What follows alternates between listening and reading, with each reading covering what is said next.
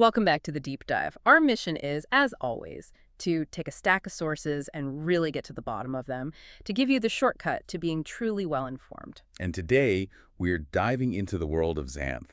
Now, if you think this is just, a land of puns and magic, our sources point to something much deeper. Much deeper. We're talking political tensions, really intricate moral codes, and a meta-narrative that, it honestly transcends the whole fantasy genre. It really does. So we're starting with what seems like a simple event, the disappearance of a centaur foal named Chi. And we're going to see how this one crisis spirals out to involve, well, everything. Everything from cosmic tears in reality to very cynical political marriages. Yeah. And it all leads to this surprisingly profound critique of our own world. Let's start with the parent, Czech centaur. Her 5-year-old foal, Che, is gone. And Che is not just any foal. He has this inherited magical talent from his mother, the ability to make things light just with a flick of his tail. But he's young, he can't fly yet, his wings aren't developed, which makes him powerful, but also, very vulnerable. He's grounded. Exactly. And the setting itself immediately tells you how dangerous this world is. They live right next to the region of the element of air. And for anyone new to Xanth, you need to understand the world is sort of organized around these 5 incredibly dangerous elemental zones: air, earth, fire, water, and the one you really don't want to mess with, the void. And Chex was just doing a normal chore, sealing up cracks in their cottage because wind leaks from the element of air are common. It's just a part of life there. When she turns around, he's gone. His famous father, Chiron, is away, so she's alone. And Chex is already an outcast. She's a crossbreed, a winged centaur, so the traditional non-flying centaurs, they shun her. She has no one to turn to in her own community. So she has no choice. She flies straight to the center of power in the realm, Castle Runia, to ask for help. And this is where the politics get, well, fascinating and a little unnerving right away. The king and queen are away. So the person she has to appeal to, the one with all the authority, is Magician Murphy. Which is a huge deal. The sources make it clear, Chex does not trust him at all. She remembers his long, and I mean long, evil past. But that's the genius of Xanthian politics, isn't it? They put reformed villains in positions of power. It's like the ultimate test of their commitment to good. And Murphy, having sworn to uphold the new order, he doesn't hesitate for a second. He steps right up. His plan is serious, too. It shows how high the stakes are. He organizes this massive official search effort to cover as much ground as possible. But the second part of the plan is so perfectly Murphy. He sets this powerful, time-delaying curse on the abductors. What does he call it? It's something like it's designed to foul up in devious ways. Exactly. It's not just about finding the foal. It's about actively messing with the bad guys, making sure they're frustrated and slowed down enough for the good guys to catch up. So let's dig into that search protocol because it tells you so much about how the society is engineered. It really does. Murphy is very careful about the safety of his search parties. Everyone gets protection except... Except the ogres. Right. They are accepted, of course, because, as the source material puts it, they're famously proud of their own stupidity and, I guess, their indestructibility. And that right there is an interesting analytical point. Why are the ogres left out? It just cements their role in society as, what, cannon fodder. Or maybe they just operate outside the normal social contract. If you're an ogre, you're on your own. Protective magic doesn't apply. It's a harsh system. And to help the search, Murphy gives out these magic whistles. But they have a very specific rule. Super specific. It can only be heard far and wide. This isn't just a throwaway joke. It's like a fundamental law of Xanthian physics. We see that law in action immediately, don't we? When one of the ogres tries to test his whistle right there in the courtyard. Yeah, he's standing close and narrow, so when he blows it, nothing. Absolute no sound. Murphy actually has to explain it to him. The magic only works if you're performing the action that the plan implies. It's not about literal distance, it's about the feeling of distance. So what does the ogre do? He just charges off toward the horizon, trying to become far and wide. And on the way, he accidentally knocks down a tree, which is just peak ogre behavior. It is. But once he gets far enough away, he blows the whistle again, and this time the sound is piercingly loud. It works exactly like it's supposed to. It just proves the point. Magic in Xanth is driven by wordplay. You have to think laterally, you have to engage with the puns, just to survive. So Chex is paired up with a really critical, if unconventional, helper, Grundy. Grundy the Golem. a tiny man whose talent is that he can talk to plants. And they use this right away. They go back to the spot near the element of air where Che was last seen. And the information Grundy gets from the plants is chilling. It really is. They say the foal followed a scent right into a cloud, an evil fog. There was a struggle, and then the fog just vanished. The plant saw him go in, but they never saw him come out. Chex's first thought is just one word: magic. And they identify the prime suspects pretty fast. Grundy checks his list of known villains, and it points to one group. The goblinate of the Golden Horde. Who are just pure evil. They're known for two things. One, they live around a hate spring, which is literally the source of their meanness. And two, they torture and cook their captives.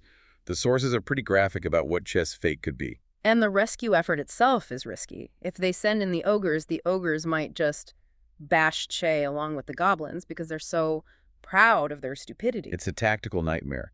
But Grundy, for all his annoying habits, he is pragmatic. He points out there's no smoke or fire yet, so they haven't cooked Che yet. So the clock is officially ticking. Right. And what's really painful for Chex is that her own people, the traditional centaurs, they refuse to help. They despise her as a crossbreed. She is completely alone, relying on the castle and, the oddballs. And we see some of those oddballs. There are these 3 silly milkweed maids who are under a speed-up spell just to cover more ground. And they're giggling hysterically, worried about monsters looking up their skirts. It's this flash of the mundane, the almost absurd, in the middle of a crisis. And then there's Prince Dolph. He gets the most dangerous job of all. For sure. He has to check the hostile elements themselves. Air, earth, fire, water, and the void. His talent is shape-shifting, so he's the only one who could even possibly survive in those places. So this whole search just confirms it. Xanth runs on this unique mix of extreme danger, bizarre social rules, and very, very specific magical laws. And while Chex is flying around on her search, she spots something, an anomaly, something that just shouldn't exist in Xanth. And he knows she's an outsider immediately. The author uses this a lot, bringing in outsiders to give a new perspective.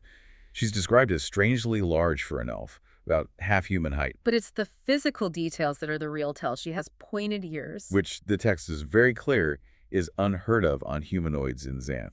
And then there's the truly bizarre detail, the one that's just undeniable. The 4 fingers. Jenny only has 4 fingers on each hand.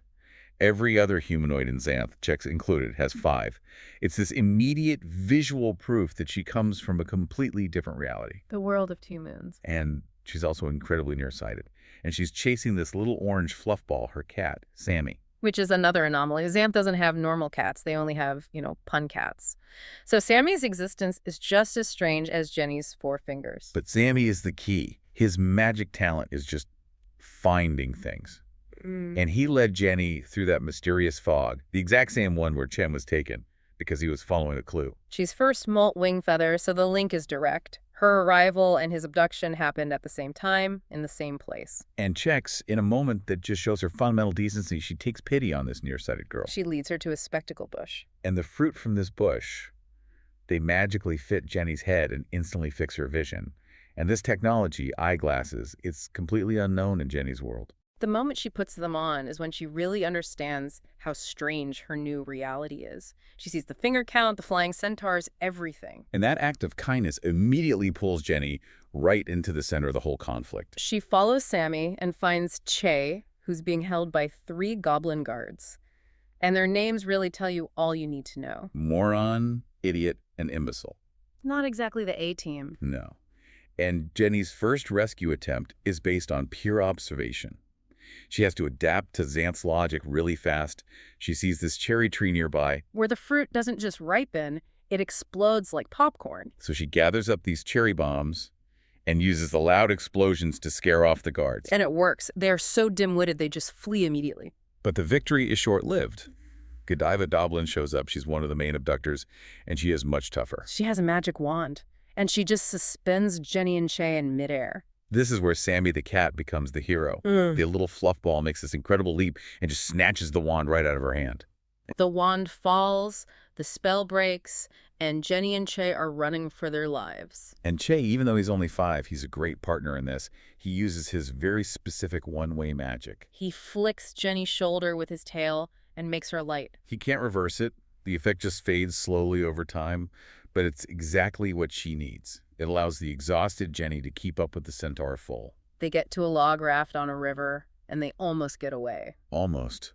The sources even mention that the fourth guard, Stupid, wasn't there, which was lucky for them. But Murphy's curse, it hasn't fully kicked in for Godiva's group yet. They get caught by this malignant demon cloud. Cumulofractonimbus. It hates them, tilts the raft, and dumps them right back into the river where the goblins grab them again. So Jenny's bravery fails, and they're captured. This time, they're taken straight to the Golden Horde's main fortress, and there's a giant cooking pot already heating up. And while all that is happening, while Che and Jenny are facing almost certain death, Prince Dolph is dealing with his own set of crises. And his problems are both deeply personal and cosmically huge. Let's start with his love life, because it's just this beautiful, agonizing mess. Okay, so Dolph is 15, about to turn 16, and he is betrothed to 2 different women. Right. First, there's Naga. She's 5 years older, and he actually loves her. Their marriage is also a really important political alliance to fight the goblins. So that's one, but then there's Electra. The woman he woke from a magical, centuries-long sleep with a kiss. And here's the problem, the ticking clock. The good magician figured out that if Electra doesn't marry Dolph and consummate the marriage before her 18th birthday, which is next week, she will die. So Dolph is trapped. He loves Nada, he needs that political alliance, but Electra's life literally depends on him choosing her. The stakes are just immense. So both women, seeing that he's paralyzed, they decide to go to Castle Runia to get the final official answer from Magician Murphy. But to even get to Murphy, they have to pass the 3 challenges of the moat. And these are not normal challenges. Let's break these down because they're just pure Xanthian logic puzzles. The first one is dodging flying shells up to a .45 caliber, a real physical threat. And the solution isn't about being fast. It's about misdirection.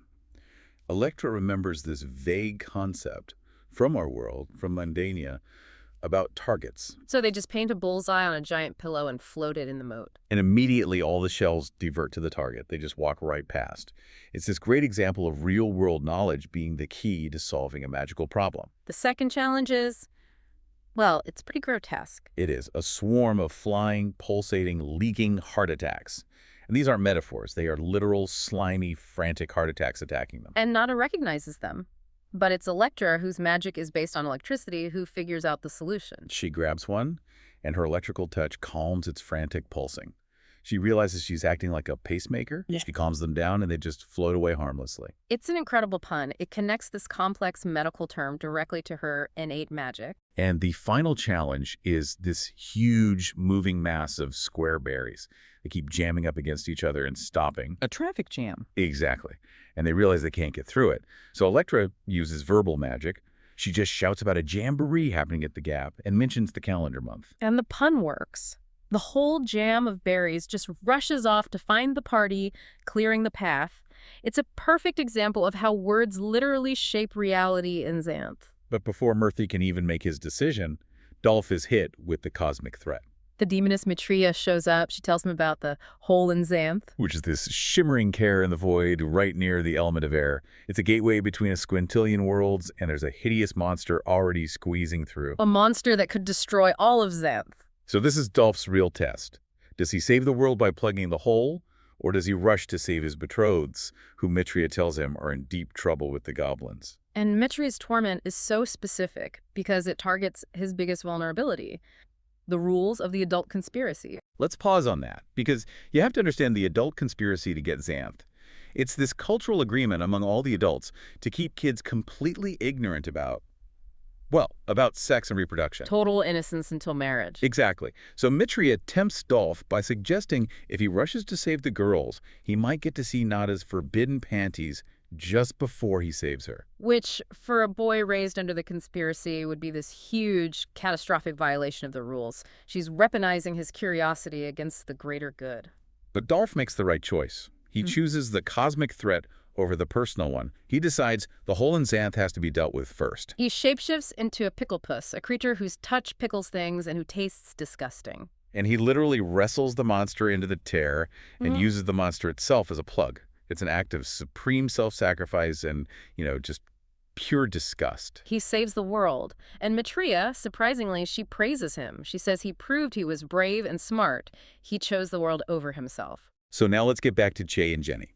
They are captives, and Chief Grotesque is about to cook them. But first, he wants some sport. And it's a horrific kind of sport, a race between a captured nymph and a captured fawn to a pond. The rules are just purely sadistic. If the fawn catches her, he goes free, she gets cooked. If she reaches the pond, she goes free, he gets cooked. If they refuse to run, they both cook. There's no good outcome. It's just designed to force betrayal. The whole race is just heartbreaking. The nymph finally reaches the pond and leaps in, thinking she's safe. But she comes out, changed, screaming with hate. She immediately turns on the fawn and tries to kill him. She realizes the horrible truth. The pond is fed by the hate spring, the source of all the goblins' evil. The fawn jumps in too, and they just start trying to drown each other. Two creatures who could have been friends are turned into savage enemies. And that's the true evil of this place. It's not just about killing you, it's about poisoning your soul first, turning beauty and love into self-destructive violence. Jenny is horrified. She realizes this is so much worse than just being boiled. And in a hut, she finally reveals her own magical talent. And it's not a physical magic, it's cognitive. When she sings, it creates this communal daydream in the minds of anyone listening who isn't paying close attention. It's like this peaceful, escapist vision. It makes them lose interest in reality. She calls it dream magic. And it works. When she sings, the chief, Grotesque, gets lost in this pleasant daydream. But it's fragile. Right. The moment someone calls his name, the spell breaks. So they know it works, but it requires distraction to be effective. Eventually, the search parties arrive, ready for a full-on siege. But Godiva Goblin stops them and reveals the real reason for the abduction. And it changes everything. It wasn't about malice. It was a desperate act of a mother. Her daughter, Gwendolyn, or Gwenny, is a candidate to be the next chief. But she's nearly blind and she's lame. And if her rival, her half-brother Gobble, this bratty 10-year-old, finds out, Gwenny will be eliminated. She'll be killed. So Godiva kidnapped Che for a very specific reason. Because he's a centaur, and a centaur's word is bond. His job would be to be Gwenny's companion, to help her and conceal her weaknesses. With a sworn centaur by her side, no one would dare question her. And Che, who is only 5, shows this incredible empathy. He understands the stakes, and he agrees to stay. It's a secret decision he makes, just as his father, Chiron, arrives with an army of winged monsters ready to level the whole mountain. Chiron is furious, obviously. He's ready to destroy everyone to get his son back. But Chex, his mother, she understands the deeper moral contract at play. She pulls Jenny aside and gives her a message for Che. Remember the Night Stallion's creed. And we really need to focus on this creed because it's the moral pivot of the entire story. It's this strict code of honor. It dictates that if you take the part of another, if you champion someone's cause, you shall share the fate of that other. And Jenny stood up for Gwenny, and Che agreed to be her companion. They both took her part. So by invoking the creed, Chex is validating her son's sacrifice. She's showing that his choice is based on a higher code of honor, not just, a child's agreement. It's a profound moment. So the resolution is based on this code. Chiron and Chex accept their son's choice to stay. And Jenny, because she was his co-conspirator, she's bound by the creed too. Yeah. She has to stay with them. It's a package deal. And the section ends on this beautiful note of magical technology. Chip kicks more fruit from the spectacle bush. He gives a pair to Jenny to replace the ones the bratty Gobble broke. And most importantly, he gives a pair to Gwendolyn. And for the very first time, both Jenny the outsider and Gwenny the marginalized heir can see the world clearly. It's this perfect symbolic and literal moment of overcoming prejudice and disability all through the magic of Xanth. Which brings us back finally to Dolph's romantic crisis. And the solution here is, well, it's a lot more cynical than the Night Stallion's creed. It's pure politics. Naga's older brother, Naldo, comes up with a plan. It's technically sound, but emotionally it's just cold. The requirement is simple. Electra has to be married and have the marriage consummated by her birthday. So Naldo proposes a temporary marriage. Get the legal and biological requirements out of the way. Then Electra will take a potion to nullify her love for Dolph. And after that, Naldo will take a love potion and marry Dolph, securing the political alliance. It's completely transactional. And Electra agrees. She has to choose Dolph's future happiness with Nada over her own desires, which is, ironically, the ultimate proof of her love for him. She makes the sacrifice. So for the wedding, Godiva Goblin comes back, and she makes Electra's wedding dress. And she notes that the gown has an enchantment. It makes any woman beautiful. This is such a critical detail because when Electra sees herself in the mirror, she is absolutely stunned. The dress doesn't just cover her, it reveals a version of herself she never knew was there. But there's still the big problem, the adult conspiracy. Neither Dolph nor Electra knows how to signal the stork. The very system designed to protect their innocence is now a life-threatening barrier. It's absurd. Yeah, Electra has to go ask her rival, Nada, for the secret to consummating the marriage she's only having for Nada's sake. And Nada, after her brother pushes her, she reluctantly tells Electra the secret. The act requires no clothing. She has to spell it out. No shorts for you, no panties for me. So the conspiracy holds until the very last, most necessary moment. But the wedding night itself has a twist that no one, especially not the cynical Naldo, could have planned for. Dolph is just blown away by Electra's beauty in the gown. He says, "I never truly saw you before." And when she takes the dress off, she's still wearing this wonderful pink underwear, which is also magical. And Dolph realizes she's still beautiful. And here's the real psychological insight. He had been so obsessed with the idea of Nada's forbidden panties, the thing Maitreya tempted him with, that he completely missed the real magic right in front of him. He realizes it wasn't just the dress. It was the magic in her underwear that finally allowed him to see her. And his focus shifts. It moves from this abstract, forbidden desire for Nada to a present, recognized love for Electra. He kisses her, really kisses her, for the first time. And he says, "I never knew it would be like this with you." The whole cynical political marriage just evaporates, becomes a real union of genuine affection, and it completely invalidates Naldo's cold, calculated plan. And the sources confirm just how important this moment is. This emotional climax where real love wins out over politics is so significant that Cleo, the muse of history, actually shows up to record it. Her presence means this isn't just a personal moment. It's a historical event. The history of the heart, not just politics, is what defines Xanth.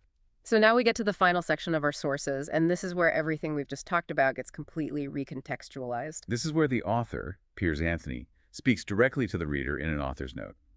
And he takes on his critics. Yeah, he addresses the criticism that the Xanth series is just junk literature. And his argument is that you shouldn't judge literature by critical standards, but by its relevance to real people. And he provides specific, really moving evidence of how Xanth has had this therapeutic, practical benefit for its readers. The fantasy world became a kind of medicine. For example, it helped people get through chemotherapy. The absurdity and the puns were a necessary distraction from real physical pain. Then there's the story of a young woman who was shattered by sexual trauma. She found a path to healing by reading the novel Ogre, which deals with similar themes. Her life mended. The sources also mention a girl with memory loss from a car accident and how the author's involvement helped her recovery. But maybe the most important legacy is just literacy. Teachers and mothers wrote in constantly saying that these silly, pun-filled books were what finally got their kids to read. Which is vital. I mean, if literacy is the key to success, then these books served an absolutely essential human function. But the real connection, the one that links this all back to our deep dive into Jenny Elf, is the real story behind the character. The fictional journey we just detailed was inspired by a real-world tragedy. The real Jenny was a girl who was hit by a drunk driver. She was in a coma for almost 3 months. When she woke up, she was paralyzed and couldn't speak. And the author's note is just filled with this palpable frustration. The drunk driver who did this received only a suspended sentence. And the author makes this point, this raw critique of our justice system. He wishes the perpetrator had to face a consequence that mirrored the victim's suffering, 3 months in a coma, a lifetime of being crippled. It's a very heavy dose of reality. Jenny's mother, trying anything to reach her daughter, she contacted the author and asked if he would name a character after her. He offered to name either an elf girl or an ogre girl after her in the book he was about to start writing. And they read that letter to the girl in her coma. And that's what brought her first smile since the accident. She became responsive, they used flashcards, and she confirmed she wanted to be the elf girl. He was the breakthrough. That flicker of connection started her on the long road to recovery. She started cooperating with her therapists. Her first word was, "Hi." And here's the final incredible link between the fiction and the reality. The story that Jenny Elf sings in the book about the blind girl and the scented flowers. That was a story the real Jenny had drawn before her accident. The author literally wove her trauma, her recovery, and her dreams into the fabric of the story, making her an active agent in a world even when she was physically trapped in our own. The author's final reflection is just so beautiful and humble. He says his role was just the final link in this chain of love, from her parents, her friends, her doctors, that turned her back to face this world. So it completely changes how you see the narrative. The absurdity of Xanth became this mechanism for real human connection and recovery. It does. We took a deep dive into Xanth's magic, its politics, the moral weight of Dolph's choice, and the pure honor of the Night Stallion's creed. But the biggest takeaway is that stunning connection. The fictional rescue of Chi and Jenny was a mirror for a real girl's fight to recover. It proves that even the most absurd fantasy can be a powerful tool for human empathy. The source material uses the strict, honorable framework of the Night Stallion's creed to explore sacrifice and love. While at the same time, the author's note shows a profound failure and lack of consequence in our own world's justice system. Which leaves us with one last provocative thought for you to take away from this. Given the high stakes of personal sacrifice and love in Xanth, a world governed by these strict, unwavering codes of honor, and the deep, frustrating injustice detailed in the real world, which environment, the magical one or our own, provides the clearer, more consistent blueprint for both justice and emotional fulfillment?